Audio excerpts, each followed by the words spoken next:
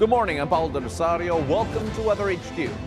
Typhoon Ophel continues to weaken over Luzon Strait following its landfall yesterday in Bagao, Cagayan. It may exit the Philippine area of responsibility this afternoon, but may also re-enter the PAR region. Severe tropical storm Pepito further intensifies and is nearing typhoon category.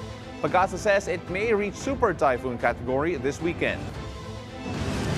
The Land Transportation, Franchising and Regulatory Board temporarily suspends all land travel by buses and trucks bound for Visayas and Mindanao via Matnog Port and other areas in the Bicol region that may be affected by Tropical Cyclone Pepito. This is to avoid buildup of stranded passengers and vehicles along Maharlika Highway and other major roads along Pepito's path.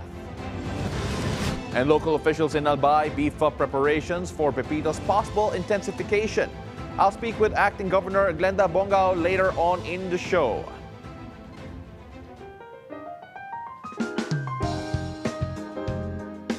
Let's take a look at the local weather here today at 1:30 p.m. yesterday. Typhoon Ophel made landfall in the vicinity of Bagao, Cagayan. Then it further weakened over mainland Cagayan, where it slightly decelerated while passing through the Babuyan Islands over there. Now, as of 5 a.m. today, the eye of Typhoon Ophel was located 100 kilometers northwest of Calayan in Cagayan, right over here. Now, has massive sustained winds of 120 kilometers per hour near the center and gustiness of around 150 kilometers per hour. Now, it is moving in a northwestward direction slowly at a speed of only 20 kilometers per hour. Now, based on Pag-asa's latest track, Ophel will continue moving in northwestward and may exit the northwestern boundary of the PAR this afternoon. Now, Typhoon Ophel, though, may re-enter the PAR region as it turns generally northeastward right about here. So exiting there quite slightly before turning in northeastward as it heads towards Taiwan and will remain inside the PAR until the rest of the weekend. Now, it is forecast to weaken, though, due to the increasingly unfavorable environment over the Luzon Strait and the sea east of Taiwan. Due to Typhoon Ophel, signal number 3 is still up in the western portion of Babuyan Islands, the northwesternmost portion of mainland Cagayan, the northernmost portion of Ilocos Norte. Now, residents in these areas should expect gusty winds of up to 117 kph. People are advised to seek shelter in strong buildings and remain in evacuation areas. Don't forget, stay away from the coasts and riverbanks.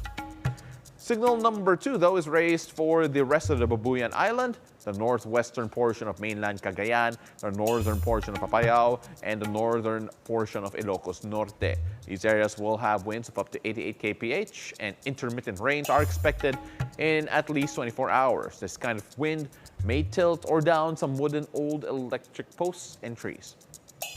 Signal number 1 is up in Batanes, the rest of Cagayan, the northern portion of Isabela, the rest of Apayao, Kalinga, the northern and central portions of Abra, the rest of Ilocos Norte, and the northern portion of Ilocos Sur. Winds of up to 61 kph and intermittent rains may be expected within 36 hours. Today, due to Typhoon Ophel, residents in Babuyan will have heavy to intense rains, while in Cagayan, including the Babuyan Islands, heavy to intense rains are expected. Now, moderate to heavy rains will prevail today in Ilocos Norte, Apayao, and Abra, but stay vigilant because widespread incidents of flooding and landslides are still possible in these areas. Now, that's despite Ophel being already further north of the Philippine landmass, still affecting the northernmost portions of the Philippines with regards to rain.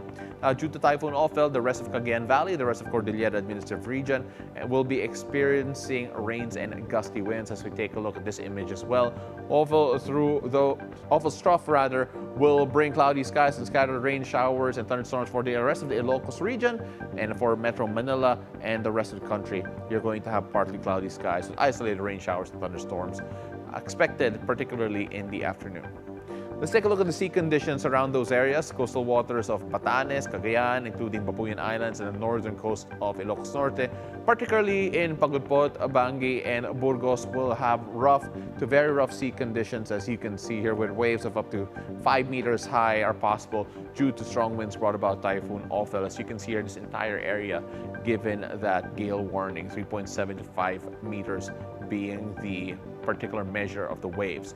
Mariners of small sea crafts, including all types of motor bangkas, are advised not to venture out to sea under these conditions, especially if inexperienced or operating ill-equipped vessels. Storm surges reaching from 2 to 3 meters high are possible in the next hours in Batanes, Cagayan, Ilocos Norte, and Ilocos Sur. While in Cagayan, particularly in Bagao, Cataran, Lalio, Panabna, and Isabela, storm surges are possible of up to 2 meters high. Now, residents are advised to stay away from the coast, as you can see the measurement here. So around the Cagayan area, right down here, you have 1 to 2 meters and 2 to 3 meters high in terms of 2 to 3 meters in terms of storm surges around the northernmost portions of Luzon, including Ilocos Norte and Ilocos Sur. Again, residents are advised to stay away from the coast with these warnings. 8 p.m. last night, Tropical Storm Manny intensified into a severe tropical storm and entered the PAR, where it was given the local name Pepito. Now, as of 5 p.m. today, Pepito further intensified and is nearing typhoon category. Let me move over to the side so you can see all of the numbers with regards to that.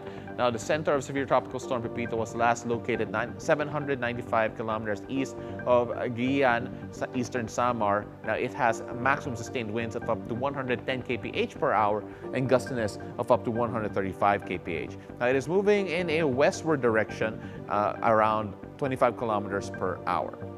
Now, based on Pag-asa's latest track, due to the high pressure area over the south of Japan, Pepito is forecasted to move westward over the next 24 hours before turning west-northwestward while passing close to eastern Visayas and the Bicol region.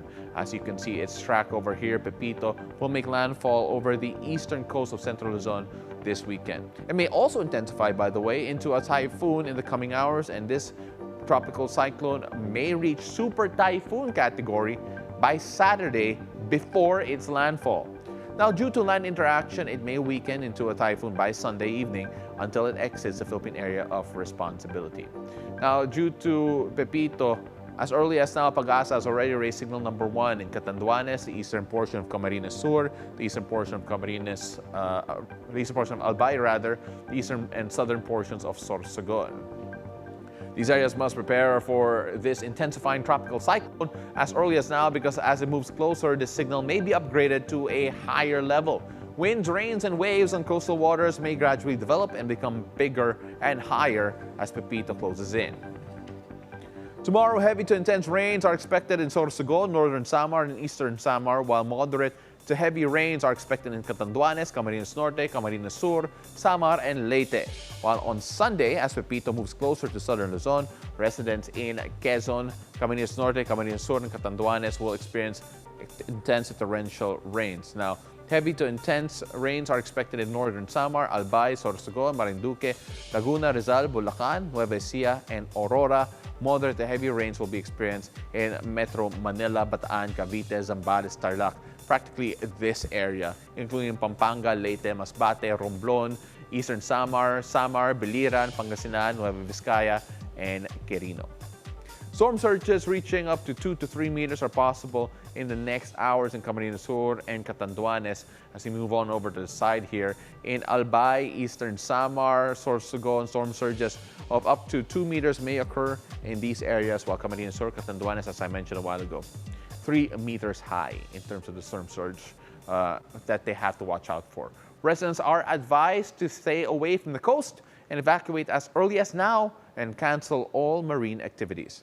To know more about what to expect from both Typhoon Ophel and severe tropical storm Pepito, we have with us on the line Pag-asa weather specialist Veronica Torres. Magandang umaga, Veronica. Good morning din po, Sir Paulo, pati na rin po sa ating mga taga-subaybay sa Bilyonaryo. Well, Veronica, this situation has already happened in the past, having two tropical cyclones inside the PAR. What should we expect in our weather considering we have 2 within yung PAR natin? Opo, so may dalawa tayong bagyo sa loob ng ating PAR. Although si Ophel, posible ngang lumabas bukas, pero posible ring mag-re-enter na ating PAR na papalayo sa atin. Ito namang hindi pa rin talaga pwedeng maging kampante ang ating mga kababayan dahil meron na naman nga si Pepito papalapit na sa atin. So posible nga itong dumaan ng Southern Luzon area at posibleng mag-exit around Central Luzon area. So expected natin lalapit talaga ito sa may Metro Manila at posible ngang lumapit or dumaan or baybayin din ito yung Southern to Central Luzon area po. Na-mention mo po that OFL is expected to re-enter the PAR. Will that actually affect the northernmost portions of Luzon? Possible pa rin naman po habang papalayo siya ay makaapekto pa rin kasi yung pa-north kasi niya na daan nasa boundary lang, so possible na lumabas and then bumalik ulit. Pero nakita naman natin na kahit mag-re-enter siya, although makakaapekto pa rin kahit paano sa may extreme northern Luzon area, tuloy-tuloy naman yung paglayo nito, and then around Monday naman posibleng humina at isang remnant low na lang siya. Alright, so let's go to Pepito. It seems like the northern Luzon can breathe easy for now. Now, in terms of yung track po ni Pepito, can you explain yung mga possible scenarios with severe tropical storm Pepito? Opo, although nakikita nga natin na possible na maglandfall ito, eastern portion ng southern Luzon, pero nakikita nga din natin na posible nga nitong ang exit nito ay nasa Central Luzon. So, even though na mag-exit ito sa Central Luzon area, may kalapitan pa rin naman sa may Northern Luzon. So, kung hindi man magka-signal over the next day sa may Northern Luzon area, pero yung mga rain bands ni Pepito, kung magiging malapit nga ito, kung depende sa radius niya, posible pa rin maka-apekto kahit paano sa Northern Luzon. Although, may kalayuan naman yung track sa kanila, kaya hindi pa rin tinatanggal yung pag-iingat pa rin, maghanda pa rin ang Northern Luzon area sa possible rin ng mga kalat-kalat din ng mga pagulan.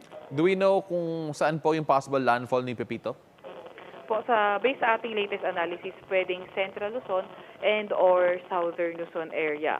Dahil medyo may kalayuan pa nga ito sa ating landmass, ayan po ay habang lumalapit, mas kumukonti po yung areas na tinitingnan natin na landfall area. Pero kagaya nga po ng nabanggit natin sa mga nakaraan pa nating bulletin, sa bulletin pa ng OFL, regardless ng landfall, yung mga areas na malalapit sa bagyo ay kailangan talagang maghanda sa mga malalakas na hangin, lalo na kung matataasan tayo ng signal number 4 or number 5, kahit lahat ng matataasan ng signal kailangan maghanda, lalo na yung mga 3, 4, 5. Veronica, a lot of people are wondering, last na ba to?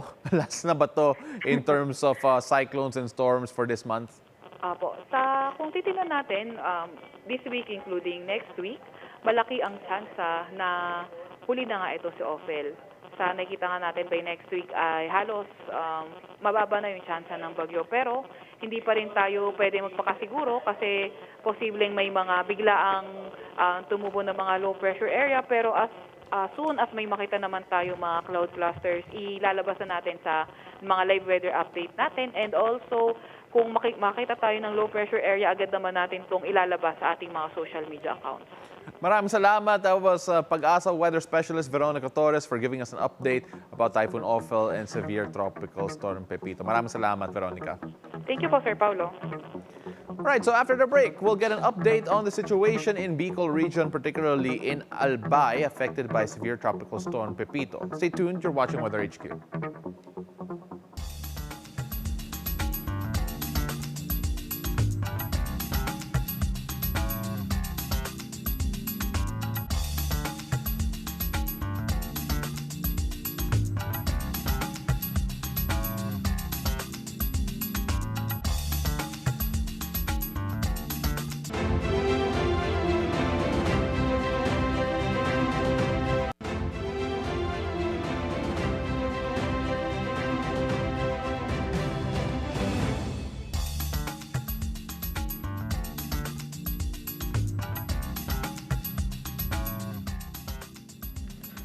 Welcome back. You're still watching Weather HQ. I'm Paolo del Rosario.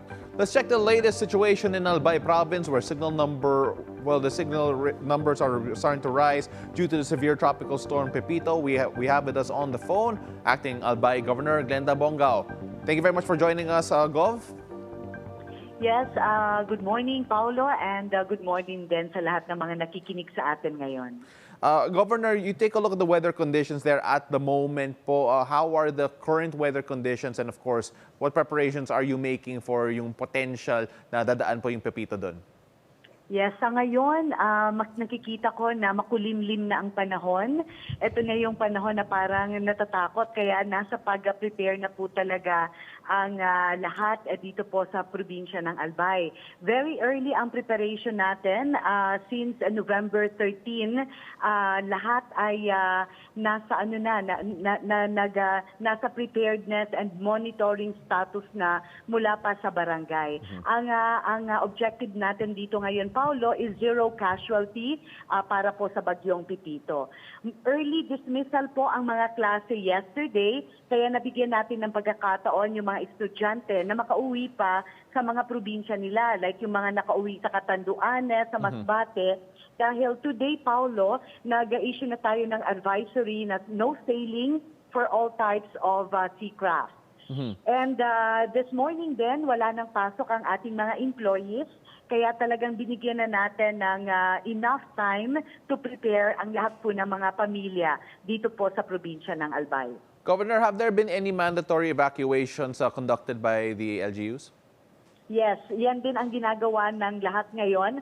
Starting this morning hanggang alas 5 ng hapon, yun lang ang time na binibigay natin sa kanila habang medyo maliwanag pa.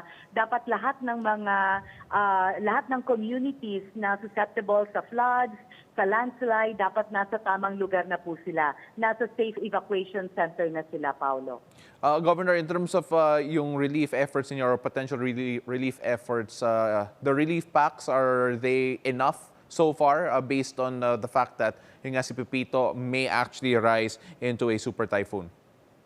Yes, nasa prepositioning na po kami ng relief. Mauuna po siyempre ang barangay, ang mga LGUs, and ang probinsya naman ay nasa augmentation. And kasama din po natin ang DSWD, and in-assure naman tayo na nandyan sila, ready ang kanilang mga food packs in case na medyo magtagal po ang ating mga evacuees sa evacuation center. Ma'am, you mentioned that what you're trying to aim for is a zero casualty scenario with regard to Pipito. Could you tell us a bit more about yung learnings ninyo po from the last time that you had to face an extreme weather condition? That's correct, Paolo. During that time of kasagsagan talaga ng Christine, at 7 o'clock and 8 o'clock in the evening, marami pa ang mga tumatawag for rescue.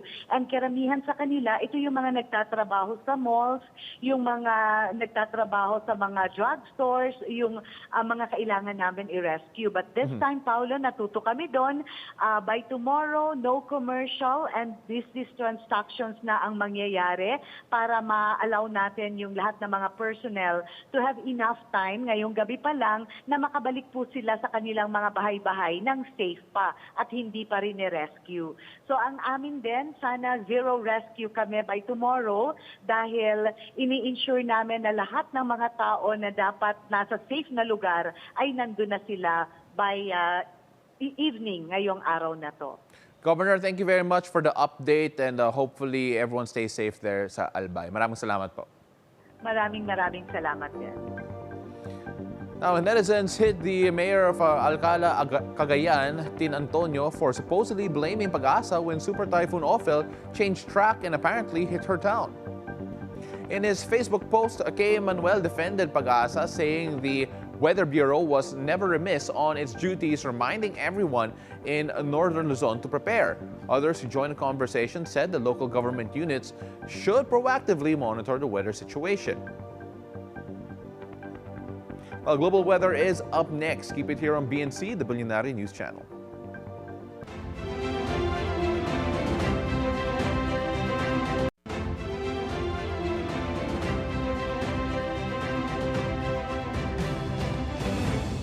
Welcome back. You're still watching Weather HQ. I'm Paolo del Rosario. Let's take a look at the global weather.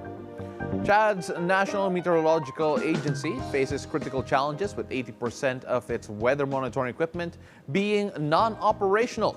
Now, this hampers the agency's ability to track weather patterns and provide warnings for natural disasters, especially as Chad grapples with severe flooding that has impacted 1.9 million people and caused over 570 deaths. As of late 2024, only 2 out of 53 African countries met basic standards for ground-level observations. This shortfall in meteorological resources has led to a higher frequency of deadly floods, killing 4 times more people in Africa compared to Europe and the Americas. The World Bank estimates that improved weather monitoring could save Africa $25 billion annually. And that's Weather HQ for today. Join me again next week, whatever the weather, here on BNC, the Bilyonaryo News Channel. I'm Paolo del Rosario. Have a safe weekend.